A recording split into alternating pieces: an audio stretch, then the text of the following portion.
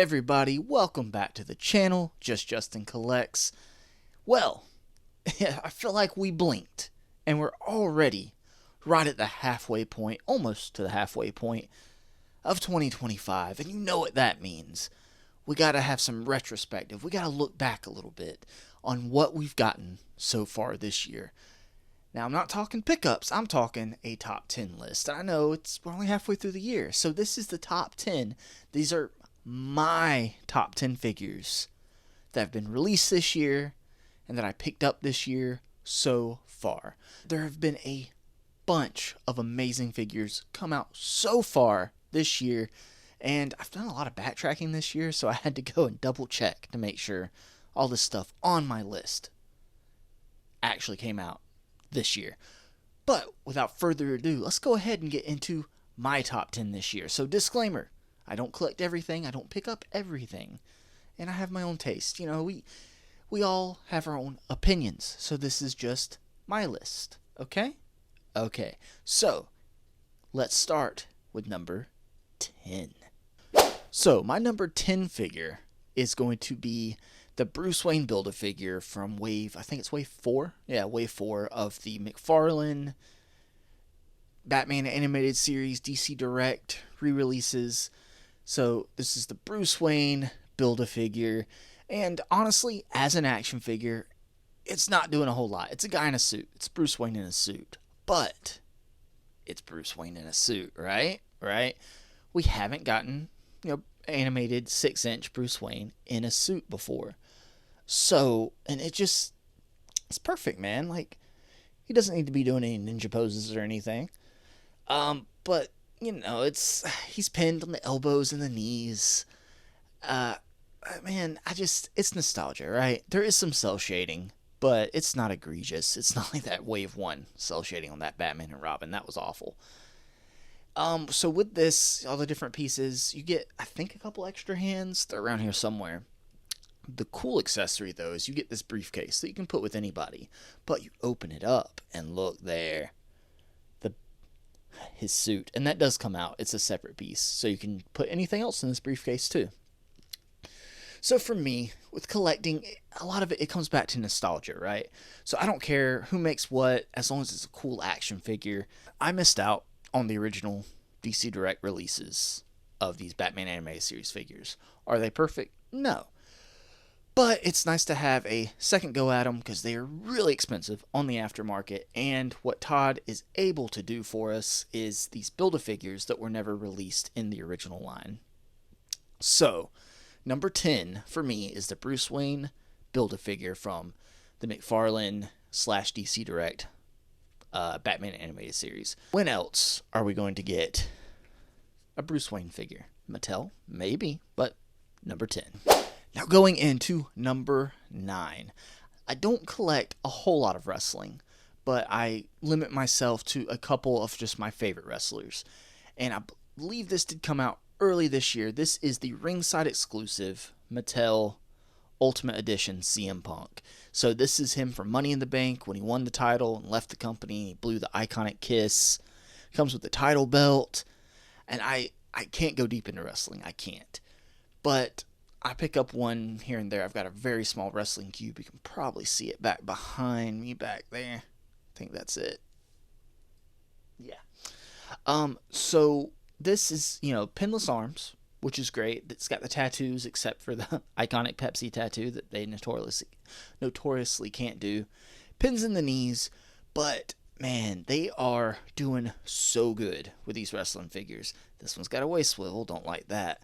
But besides that, it's got like all the articulation you could want. It's got butterfly joints, diaphragm joint up there. He comes with extra heads, the title belt, a bunch of extra hands.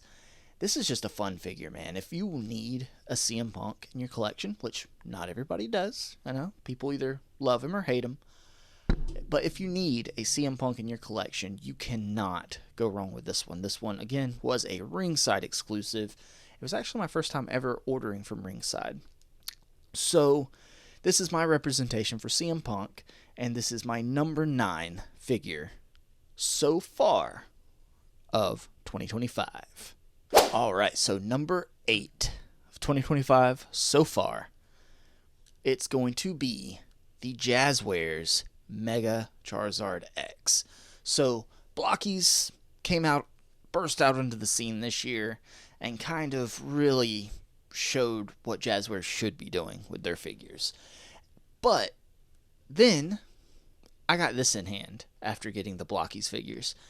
And man, this really corrected a lot of what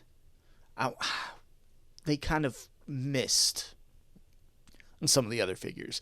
Like that first Charizard from Wave 1 that's been re-released a couple times from Jazzwares.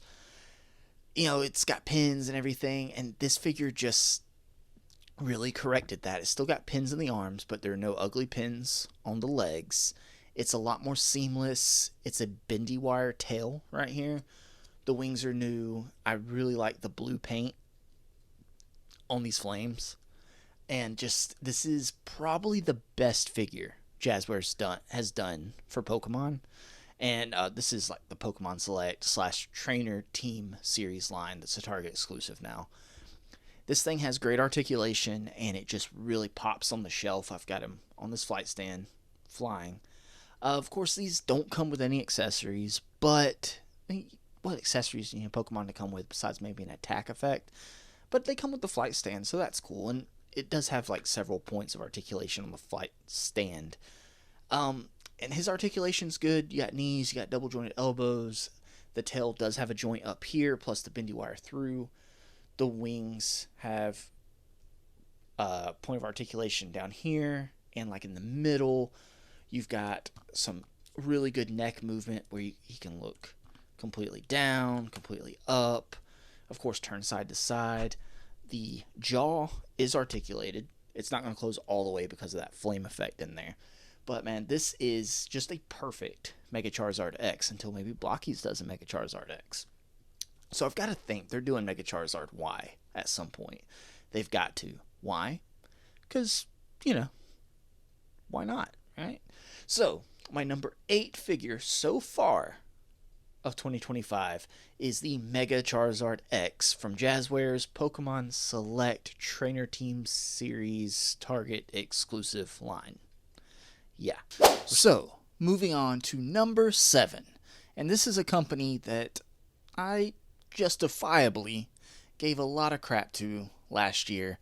And this is the NECA Toon Shredder from the Teenage Mutant Ninja Turtles from the 1987, yeah, the TMNT original early 90s, late 80s cartoon. So this is the new updated Shredder. He was like a Holothon exclusive, but then I think he got wide distribution. So, I've always said that I had to be careful of Ninja Turtles. And, you know, I have the first movie, the first live-action movie set. I have some Playmates Turtles, just the brothers. But, off AliExpress, late last year, I got the Pizza Club Turtles. And once I got them in hand, I was like, oh my gosh, these are so good. So then when I saw the Shredder at Target, I just had to go ahead and get him. And this is just the perfect Shredder. Such a good update. I don't have like the old one, but I've seen pictures side by side. Cloth cape, it could have done with a wire. So is this perfect? No. But like as an action figure, no action figure is perfect. But as representation of a Toon Shredder, man, what more could you ask for? It comes with several different heads, a bunch of hands, just so many accessories. So, yeah, just perfect representation of a Toon Shredder for the shelf. I broke my own rules of only getting the 4 turtles, but I'm going to stop there. I'm going to stop at the Shredder. But yeah, number 7 of 2025 so far, the NECA Toon Shredder. So, moving on to number 6. Now we get into what my co-host of Collecting Justified, David Evan Smith and Kenny and just everybody, watchers of the show, would like to call weeb stuff. I'm censoring myself. We have the SH Figure Arts Lowest Born Saiyan Goku. And this right here, it's basically a re-release of the SDCC exclusive from last year, but the faceplates are a little different. And it doesn't come with like the Gohan or the Flying Nimbus or anything like that. But you do get this amazing, like hair blowing in the wind, like hair swoosh, head sculpt, or hair sculpt, I should say. And, you know, you get a regular one too, different faceplates, bunch of different hands. This is early Goku right here. This is Saiyan Saga Goku. This is, you know, the early movies like the Tree of Might, World's Strongest. Like, this is that Goku.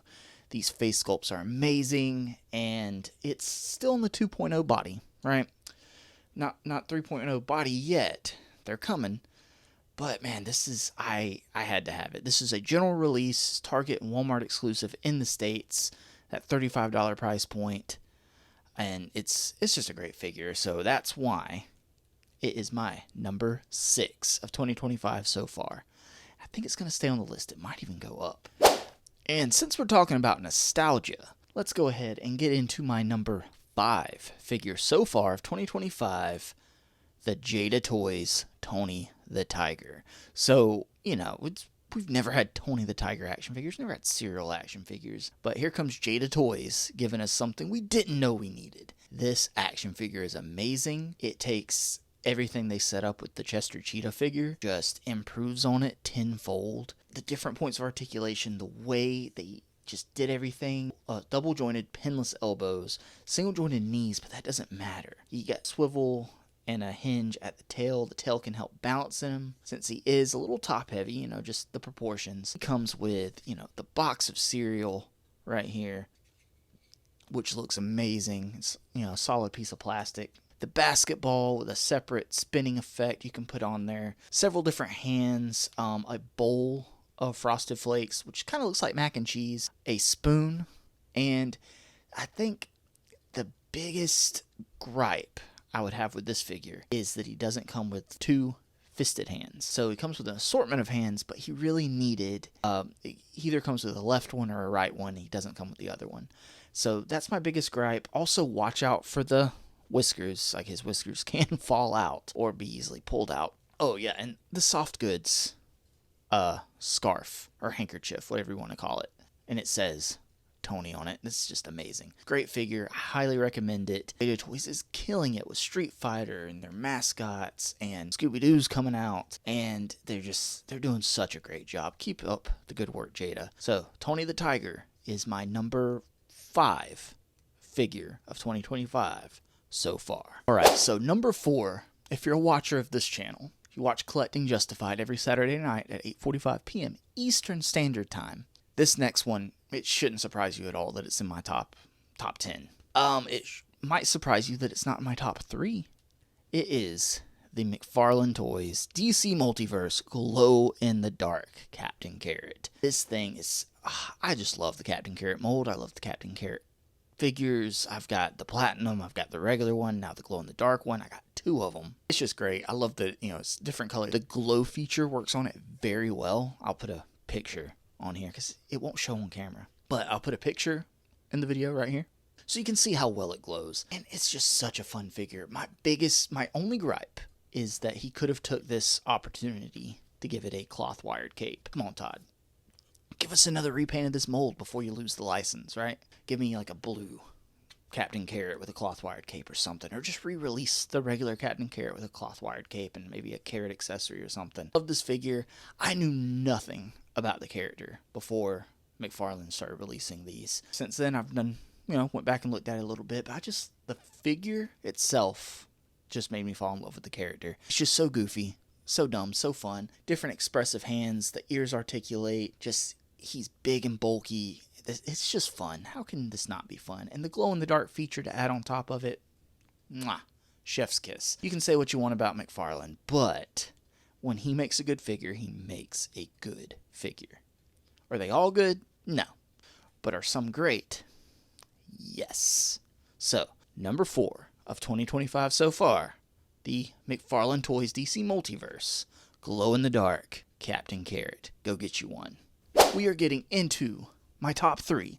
And if you caught Collecting Justified when we went over our top 3 favorite figures so far of 2025, you already know what my top 3 are. But just go ahead and act surprised if you've already seen that. If you haven't seen that, finish this video and then go back and watch that, because you get to see David, Kenny, and Andrews, and Alexi's. I didn't forget you, Alexi. And Alexi's top threes as well. So, my number 3 is the Mythic Legions Necronominous Wave Sir Elijah. Talked about this in the live stream.